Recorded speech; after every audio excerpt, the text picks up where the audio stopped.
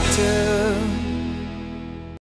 A full stomach plus too much acid gives you heartburn. But lower the amount of acid by limiting its production, and you get 24 hours of relief. You do the math. Cap heartburn before it starts. Ask your pharmacist for the pack with a blue cap. Welcome back. Despite media reports of excessive weight gain over the holiday period, scientific research suggests that much of that is false. Phew, you might say. Well, don't get too excited and celebrate with an extra beer or a serving of pudding. The science does show that the weight that we gain over the festive period is not reversed once the new year starts. And what's more, holiday weight gain accounts for 50% of our annual weight gain on average. So holiday eating is a big precursor for obesity. So what's the average weight gain for a Christmas holiday? I'll show you. 1 kilogram of fat. Now, I was going to say, it doesn't seem like a lot. You know, when you talk about it, when you see it, it's huge. But 1 kilogram of fat, double that each year, and you're 20 kilograms heavier in just a decade, just because of holiday binging. So what can you do to avoid overindulging this holiday? I'm glad you asked. We're all familiar with a scenario where you walk into a festive party and a strange gravitational pull draws you towards the snacks. Now, before you've even gotten through Jingle Bells, you've tucked into the pastries, the mince pies, the cocktail sausages, cheese, and all sorts of other oily, fatty foods. The best way to stop that scenario is to make sure you eat a healthy, balanced meal before you go out. You'll feel more satisfied, you'll be less inclined to eat so many pastries and unhealthy treats. And if you're the host or you feel the need to nibble, go for crisp raw veggies, rice cakes and spreads like hummus or tzatziki. Filling, but with much less fat, sugar and refined carbohydrates. First point. Second point, spare yourself indigestion, reflux, and that feeling of being overfull by using a smaller plate. If you look at these two plates, the portion on the smaller plate looks quite filling, and it kind of fills the plate, while the portion on the bigger plate looks like it needs company.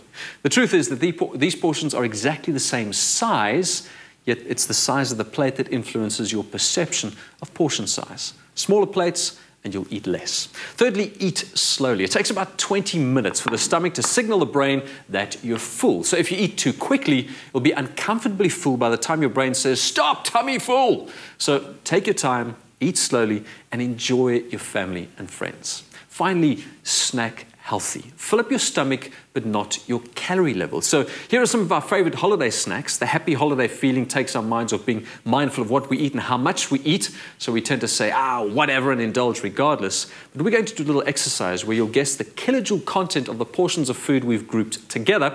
And I'm going to ask Michelle from our audience to come forward and do just that. So let's give Michelle a round of applause. Welcome, Michelle. Hi, Michael. You don't snack, do you? I do snack. You do snack? I do snack. Oh, we picked the wrong person then. You know? We all snack, Michelle. The idea is snacking healthy. So I'm not saying don't snack. I'm just saying rather snack on healthier foods than unhealthy foods. Yeah. So what I want you to do here is to guess the kilojoule content. Now, it's almost an impossible ask. You're not nutritional, are you? You're not a dietitian. No, but I have kind of started looking at what I eat. Oh, and good. So like reading labels? Reading labels. That's fantastic. It's one of the best things you can do, Michelle. Yeah. Well done. Thank you. Okay, so if you're reading labels, you might know what the kilojoule content of some of these snacks are. And really what I'm trying to do is compare healthy with unhealthy snacks. So over there, I've got some chocolate chip cookies and some almonds. What do you think the kilojoule content is of those chocolate chip cookies? 20 grams of chocolate chip cookies, 20 grams of almonds. Thumbs up. And if you're wrong, a big hammer is going... No, I'm teasing. What do you think? Sure, I would say 300. 862 kilojoules just in 20 grams of chocolate chip cookies. Okay. Now, instead of taking that 20 grams, or rather doing 20 grams of almonds, look what you're winning. Sure. 496, which is still relatively high, I mean, for almonds. But it's half that of your chocolate chip cookies. So much healthier. There it is. All right? So it's an obvious decision there. But what about ice cream? Here we've got vanilla ice cream and we've got frozen yogurt, all right? Okay. What do you think the kilojoule content difference is? I mean, just again, thumbs up. I have no idea. I'm about to see too. I'll go higher and say 600. 600 for what? The vanilla? Yeah. All right, let's see. Oh, not bad. 841 for vanilla. That's close enough. All right. And for frozen yogurt? I would say higher. Higher? I don't know. Lower. Our audience, yeah. Please whisper from the audience, you know. 530 kilojoules for the frozen yogurt. So if you had to choose between ice cream and frozen yogurt? Frozen yogurt. Fantastic. This is going to blow your mind. All right, Michelle, my namesake, I love it. We've got strawberries and we've got potato chips. Okay, so 100 grams of strawberries versus 100 grams of chips. All right, both snacks. Which do you think has, well, obviously we know which has the most kilojoules. How many kilojoules firstly in those strawberries, do you think? And strawberries are quite sweet. They're very sweet. Yeah. I would say, I would go 800. 800. It's a little high, but let's see. What does our audience say for strawberries?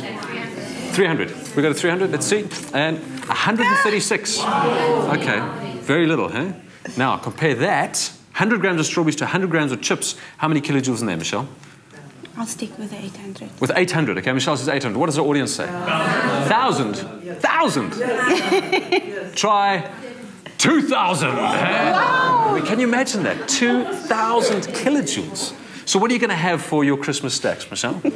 I'll have the strawberries with the yogurt and then some almonds as well. Fantastic. You see, that's why we asked you to do this. Well done. Good decision, hey?